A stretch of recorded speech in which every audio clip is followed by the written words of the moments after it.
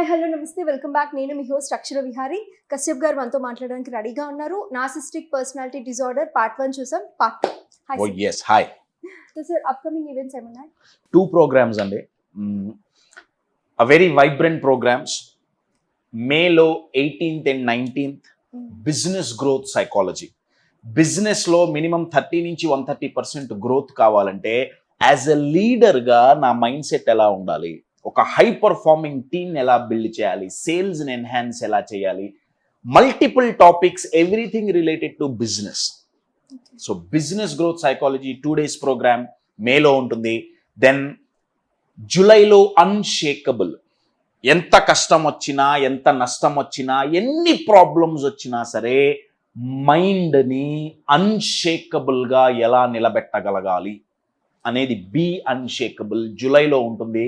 అది కూడా 2 days programme, offline as well as online available. Fantastic.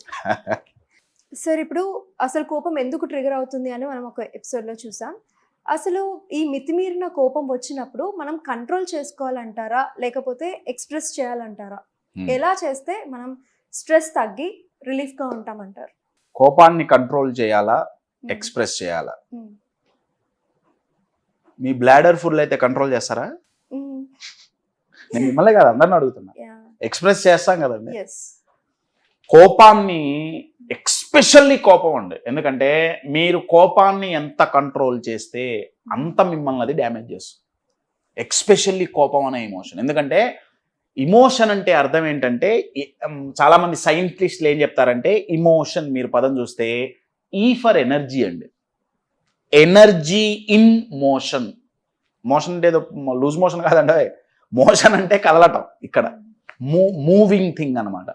అంటే ఇమోషన్ అంటే అర్థం ఏంటంటే, ఒక్కొక్క ఇమోషన్ మనకి ఒక్కొక్క లెవెల్ ఆఫ్ ఎనర్జీ ఇస్తుంది. నా energy cannot be controlled, cannot be stored, it has to be channelised అని మనకి సైన్స్ చెప్తుంది. అంటే ఎనర్జీని మనం ఎక్కడ కంట్రోల్ చేయలేము, ఆ ఎనర్జీని ఎక్కడ స్టోర్ చేయలేము, దాన్ని యూజ్ చేస్తున్నారు. నా కోపం ద్వారా highest amount of energy trigger అవుతుందండి. అన్ని ఇమోషన్స్కి ఇంటే ఎనర్జీ ట్రిగర్ అవ్వదు. నా ఆ ఎనర్జీ బాడీలోకి వచ్చినప్పుడు దాన్ని మీరు సప్రెస్ చేయాలని చూస్తే యువర్ గెటింగ్ ఇట్. కానీ దాన్ని ఛానలైజ్ చేస్తే, అంటే ఆ కోపం ద్వారా వచ్చిన ఎనర్జీని గనక మీరు వాడుకోగలిగితే, సింపుల్ ఎగ్జాంపుల్ చెప్తానండి, ఎంతో దూరం పోవద్దు. మీకు బాగా కోపం వచ్చినప్పుడు మీ కబోర్డ్ క్లీన్ చేయండి. ఫటాఫట్ అండి. ఏ డిటర్జెంట్ పోగొట్టలేని మరకలు కూడా మీరు బట్టలు ఉతికితే కోపంలో ఉన్నప్పుడు పోతాయి. బట్టలే పోతాయి, మనుషులే పోతారండి. కోపానికి అంత ఎనర్జీ ఉంది, దాన్ని ఛానలైజ్ చేయాలి. సో ఫస్ట్ లెసన్ ఏంటంటే, కోపాన్ని కంట్రోల్ చేసుకోవటం కరెక్ట్ కాదు. యాంగర్ మేనేజ్మెంట్ నేర్చుకోవాలి అంటే ఫస్ట్ నేర్చుకోవాల్సింది ఏంటంటే నో కంట్రోలింగ్. ఇది ఫస్ట్ నేర్చుకోవాలి.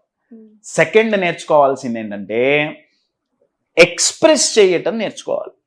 కశ్యప్ మేము దాంట్లో దిట్టలనరా, కోపాన్ని ఎక్స్ప్రెస్ చేయటం నువ్వు చెప్పేదేంటి? మనం యూజువల్గా ఎక్స్ప్రెస్ ఎలా చేస్తాం కోపాన్ని? తిట్టడమో లేకపోతే ఏదైనా థింగ్స్ పగలగొట్టడం, అంతేగా. అరవడం, తిట్టడం, మనుషుల్ని పగలగొట్టడం, లేకపోతే వస్తువుల్ని పగలగొట్టడం. బేసిక్గా మీరు ఈ 4గిట్లో ఏది చూసినా అగ్రెసివ్గా, మన ఎక్స్ప్రెషన్ చాలా అగ్రెసివ్గా ఉంటుంది. నా ఫస్ట్ క్వశ్చన్ ఏంటంటే, అరిచి తిట్టే కోపాన్ని ఎక్స్ప్రెస్ చేయాలా, ఇంకా విధానాలు ఏం లేవా అనేది నా ఫస్ట్ క్వశ్చన్. అసలు కోపాన్ని చాలా మంది నెగిటివ్గా చూడటానికి కారణం ఏంటంటే, ఎక్స్ప్రెస్ చేసే విధానం చాలా చికాగ్గా ఉంటుంది. అందుకే కోపాన్ని చాలా మంది నెగిటివ్ అనుకుంటారు. కోపం నెగిటివ్ కాదండి. మనం ఎక్స్ప్రెస్ చేసే విధానం చిన్నప్పటి నుంచి మనకు తెలిసింది ఏంటంటే, కోపం వస్తే చూపించడం, కోపం చూపించడం ఎలా? అరవటం, తిట్టడం, పగలగొట్టడం. కోపం వస్తే ఏడ్చేవాళ్ళని ఎప్పుడన్నా చూసారా మీరు? నేను చాలా మందిని చూశాను. వాళ్ళు అలా ఎక్స్ప్రెస్ చేస్తారు. కోపాన్ని కొన్ని 100 రకాలుగా ఎక్స్ప్రెస్ చేయొచ్చు. నా ఫస్ట్ క్వశ్చన్ ఏంటంటే, అరవటమే ఎక్స్ప్రెస్ చేయటమా, ఇంకో విధానం లేదా? ఫస్ట్ ఇది ఆలోచించండి మీరు. ఎక్స్ప్రెస్ చేసేటప్పుడు ఇందాక మనం నేర్చుకున్నాం, కంట్రోలింగ్ కాదు, ఎక్స్ప్రెస్ చేయాల్సిందే. కశ్యప్ మనం ఎక్స్ప్రెస్ చేస్తే అవతలవాడు హర్ట్ అవుతున్నాడు. ఎందుకు హర్ట్ అవుతున్నాడు అవతలవాడు? ఎందుకు హర్ట్ అవుతున్నాడంటే 2 విషయాల ద్వారా హర్ట్ అవుతాడండి. ఆ 2 ఏంటంటే, మనం కోపం వచ్చినప్పుడు వాడే మాటలు, యూస్ చేసే పదాలలో అవతల వాళ్ళకు ప్రాబ్లం ఉంటుంది. 2, ఆ పదాలని, ఆ సెంటెన్స్ని మీరు ఏ టోన్ ఆఫ్ వాయిస్లో చెప్తున్నారో దాని మీద డిపెండ్ అయి ఉంటుంది. నేను మీకు ఒక ఎగ్జాంపుల్ చెప్తానండి. కశ్యప్ పదంలో ఏముందిరా, చాలా దాగుందండి. నేను మీకు ఒక ఎగ్జాంపుల్ చెప్తా. మీరు నా దగ్గర ఒక విషయం దాచారు అన్నదానికి వర్సెస్ మీరు నన్ను చీట్ చేశారు అన్నదానికి తేడా ఉందా లేదండి? తేడా ఉందా లేదా? ఇప్పుడు మీరేదో నాకు చెప్పలా, దానివల్ల ఏదో ఇబ్బంది అయింది. నేను వచ్చి అక్షర మీరు ఇది దాచారు, ఇది మంచి పద్ధతి కాదు అని నేను నా కోపాన్ని ఎక్స్ప్రెస్ చేసా. వర్సెస్ అక్షర మీరు నన్ను చీట్ చేశారు అన్నదానికి చాలా తేడా ఉందా లేదా? పదం మారితే ఫీలింగ్ మారిపోయిందా? మారలేదు. సెకండ్, ఆ పదాన్ని ఏ టోన్ లో మనం ఎక్స్ప్రెస్ చేస్తున్నాం. అక్షర మీరు దాచిపెట్టారు, ఇది చెప్తుంటే బాగుండేది, నార్మల్ అండి. అక్షర ఎన్నిసార్లు చెప్పాలి, ఇది దాచిపెట్టేదని చెప్పే కదా, చెప్పుండొచ్చు కదా. నేను ఇక్కడ చీటింగ్ అన్న పదం వాళ్ళ, నేను నార్మల్ పదమే వాడే. ఎందుకు దాచిపెడతారమ్మా? మీ ఆడవాళ్ళందరూ ఇంతే, అది నా కోపంతో ప్రాబ్లం కాదండి. ప్రాబ్లం ఏంటయ్యా అంటే, అవతల వాళ్ళు ఎందుకు హర్ట్ అవుతారయ్యా అంటే, మీరు యూజ్ చేసే పదాలు. ఒక్కొక్క వ్యక్తి ఒక్కొక్క పదానికి ఒక్కొక్క అర్థం ఇస్తారండి. మనం